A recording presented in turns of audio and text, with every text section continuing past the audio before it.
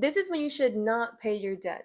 So yesterday I was at a cafe with a friend. For the past couple months, I've been helping her with her finances, just getting everything in order. Yesterday she was telling me how she really just wants to get her debt paid. She has quite a bit of tax debt and she just wants to kind of wipe it out as fast as she can. So I told her to get me up to speed on her finances. It's been a while since we talked about it. And she told me she has a couple $100s in the credit card.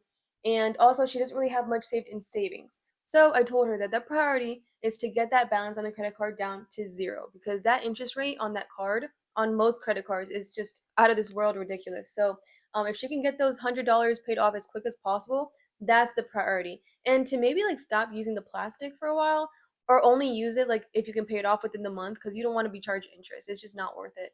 And she did explain to me how she wants to like keep her credit utilization low to like boost your credit score. There is a way to boost your credit score using credit utilization, which means that you use less than 20% of your credit card, but that's for another video. So yeah, that's priority number one, is to get that card paid down as quick as possible. And priority number two is to get the emergency funds and savings buckets filled up. This usually would be priority number one, is the savings.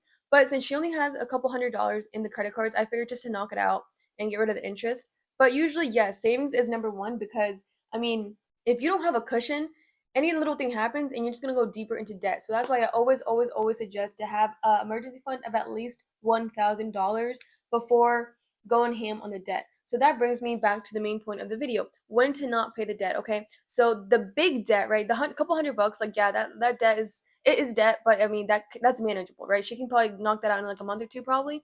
But I'm talking about the big tax debt. Okay, she wants to, and understandably, right, because we all, like, it's uncomfortable to have so much debt. We want to just knock it out as soon as possible. But it's a big amount of debt, especially if our income isn't there quite yet.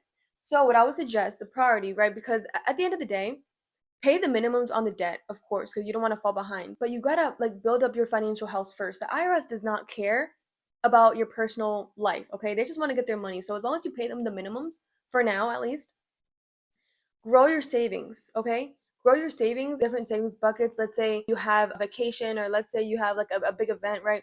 Make a bucket just for that. If you want to buy a car, make a bucket just for that. And like emergency fund, of course, that's number one.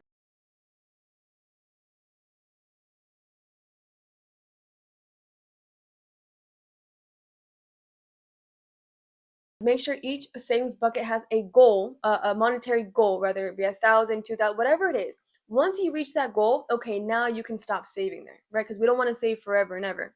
After that, you can throw all that money that was going to the savings buckets, now you can throw it on the debt.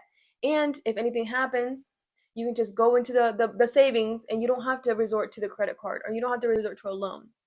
And that's how you do it, okay? We just have to be comfortable with having a big amount of debt, knowing that we're going to get to it in due time, right? But we got to make sure our house is nice and solid first. So I really hope this helps, and I really hope this gives you like a different perspective when it comes to managing your money. Thanks so much for watching, and I'll see you next time. God bless.